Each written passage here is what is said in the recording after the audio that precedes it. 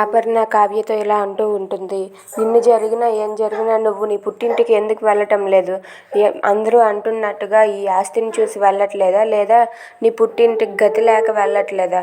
వాళ్ళు నిన్ను పెంచలేరనా నువ్వు ఇక్కడి నుండి కదలటం లేదు అని చెప్పి అపర్ణ కావ్యతో అంటుంది.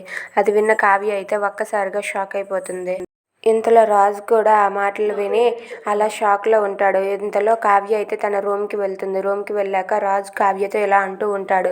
నీకు నాతో పెళ్ళయింది. నాతో పెళ్ళయిన నుండి నీకు ఎన్నెన్ని ఇబ్బందులో నాకు తెలుసు. అది నీకు తెలుసు. ఎన్ని చిక్కులు విడిపించుకొని వచ్చావో నువ్వు ఓపిక పట్టి ఉన్నా సరే ఇక్కడ ఎవరు మారేదే లేదు. నువ్వు నీ పుట్టింటికి వెళ్ళిపో కళావతి. అక్కడైనా సంతోషంగా ఉండు అని చెప్పి రాజు కళావతితో అంటాడు. అది విన్న కావ్య అయితే ఒక్కసారిగా షాక్ అవుతుంది. నిజంగానే చెప్తున్నాను, నువ్వు నీ పుట్టింటికి వెళ్ళిపోతేనే మనశ్శాంతిగా ఉండగలవు అని రాజు అంటాడు.